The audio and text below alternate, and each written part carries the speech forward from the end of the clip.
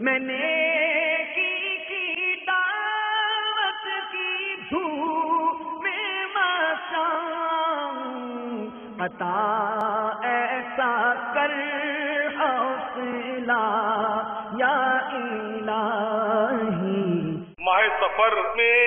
دور جہالت میں بھی لوگ بدشگونیاں لیا کرتے ہیں۔ آج کل بھی جاہلوں میں تیرا تیزی بڑی مشہور ہے، حدیث میں اس کا رد ہے۔ تو جو حدیث میں جس بات کا رد آ گیا، جو حدیث کے خلاف چلے اور دلیل اس کے پاس کوئی نہ ہو، تو ظاہر ہے اس کی جہالت ہی کہلائے گی۔ تیرا تیزی بہت مشہور ہے، معاذ اللہ لوگ اس کو منحوس خیال کرتے ہیں۔ ماہ سفر میں شادیاں نہیں کرتے بعض لوگ، یا اس کی مخصوص تاریخوں میں شادیاں نہیں کرتے بعض لوگ، اور یہ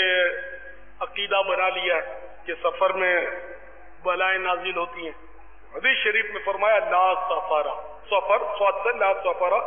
سفر کوئی چیز نہیں، یعنی سفر میں اس طرح کے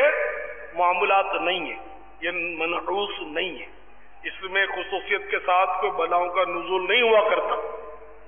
اب جو حدیثوں میں فرمایا گیا اس پر تو کوئی بچنے کی کوشش نہیں کرتا۔ مثلا حدیثوں میں یہ فرمایا گیا کہ اپنا برتن ڈھک کے رکھو، رات کو برتن ڈھک کے رکھا جائے، کوئی ڈھکن لگا دیا جائے، ڈھکن نہ ہو تو کوئی تنکا لکڑی بسم اللہ پڑھ کر اس کے منہ پر رکھ دی جائے، ورنہ سال بھر میں ایک رات ایسی آتی اس میں بلائیں نازل ہوتی، تو جو برتن کھلا ہوتا اس میں وہ اتر جاتی ہے۔ تو یہ ایسا تو کوئی فرد مجھے یاد نہیں میں نے دیکھا ہو، کوئی بھی اپنے برتن نہیں ڈھکتا، بہت سارے برتن کھلے ہوتے، میں ڈھک کر رکھتا ہوں، اور کوشش یہ بھی ہوتی ہے کہ اس کی ٹوٹی جو ہے وہ قبلے کی طرف ہونی چاہیے۔ میرے غوث پاک رضی اللہ تعالیٰ عنہ قبلے کی طرف لوٹے کی بھی ٹوٹی رکھا کرتے تھے، اور حضرت مولانا سردار احمد صاحب رحمۃ اللہ علیہ محدث اعظم پاکستان رحمۃ اللہ علیہ اپنے نالن شریف کا اگلا حصہ قبلے کی طرف رکھتے تھے۔ تو اب میرا بھی ذہن بنا ہے، کوشش ہوتی ہے کہ ہر چیز کا رخ قبلے کی طرف ہو تو اچھا ہے۔ یہ گھڑی بھی رکھتا ہوں تو کوشش کرتا ہوں کہ اس کا یہ اگلا رخ ہے یہ یوں قبلے کی طرف۔ اچھوں کی نقل اچھی ہے نا، غوث پاک کی نقل اچھی، محدث اعظم پاکستان حضرت مولانا سردار احمد صاحب رحمۃ اللہ علیہ کی نقل اچھی، امام اہل سنت اعلی حضرت فاضل بریلوی رضی اللہ تعالیٰ عنہ کی نقل اچھی نا۔ اچھوں کی نقل کے ذریعے ہی ہو سکتا ہے اپنا کام پار ہو جائے۔ مفتی احمد یار خان نعیم رحمۃ اللہ علیہ فرماتے ہیں کہ جس گھر میں رد المحتار یعنی فتاوی شامی یا کنزور ایمان رکھا ہو، اس گھر میں آسیب تنگ نہیں کرتا۔ اپنے گھر میں آپ ضرور کنزول ایمان رکھیں، انشاءاللہ اس کی برکت سے آسیب اور بلائیں بھی انشاءاللہ دفع ہوں گی انشاءاللہ۔ اب یہ کہ جو کرنا ہے وہ ہم نہیں کرتے، ہم لوگ تو بروں کی نقل میں ہی آج کل فخر محسوس کرتے ہیں، انگریزوں کی نقل کرنے میں فخر محسوس کرتے ہیں، یہودیوں کی نقل کرنے میں فخر محسوس کرتے ہیں، تو پھر کوئی سنت کا ثبوت بھی نہیں مانگتا، صحابہ کرام کا ثبوت بھی نہیں مانگتا، ان کی نقلیں کرنے میں کوئی کسی طرح کا ثبوت نہیں مانگتا، نہ ثبوت کی ضرورت محسوس کرتا ہے، اور جہاں کوئی نیک کام کیا تو فوراً اس کا ثبوت کیا ہے، کیا صحابہ کرام نے کیا، کیا سرکار نے ایسا کیا۔ تو بہرحال یہ کہ سفر میں کوئی بلاؤں کا نزول نہیں ہوتا، سفر کا مہینہ منحوس نہیں، بلکہ اس کی ایک بھی تاریخ منحوس نہیں ہے۔ تیرا تیزی بالکل غلط ہے۔ پھر یہ کہ یار لوگوں نے گھومنے پھرنے کے لیے شاید اور سیر و تفریح کے لیے آخری بدھ ایجاد کر لی ہے، وہ بڑی دھوم دھام سے بعض جگہ منائی جاتی ہے، بڑی چھٹیاں کرتے ہیں، مٹھائیاں بٹتی ہیں، اور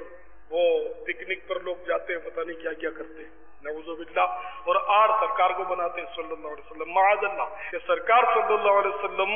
آخری بدھ کو صحت یاب ہوئے تھے اور مدینہ شریف کے باہر سیر و تفریح کے لیے تشریف لے گئے تھے، معاذ اللہ۔ یہ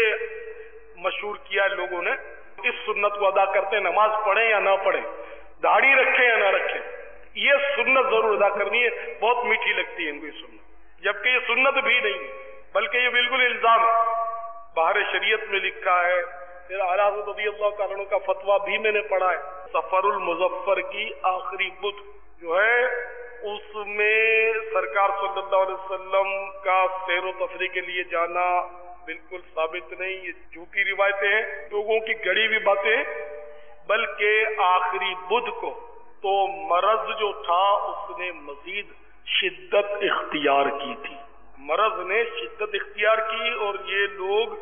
نعوذ باللہ بولتے ہیں کہ سرکار کو صحت ہوئی تھی اور تفریح کے لیے گئے. نعوذ باللہ، کتنا تضاد ہے. تو اس لیے آخری بدھ کی بھی کوئی شرعی حیثیت نہیں ہے. ناراض نہیں ہونا، دراصل فتویٰ وہی اچھا لگتا ہے کہ جو نفس کو اچھا لگے. بات وہ اچھی لگنی چاہیے جو حقیقت میں اسلام کی بات ہو، چاہے ہمیں نفس کو گرا گزرے. صلوا علی الحبیب وعلی آلہ واصحابہ وبارک وسلم. میں نیکی کی دعوت کی دھوم میں مشاؤں، عطا ایسا کر حوصلہ یا الہ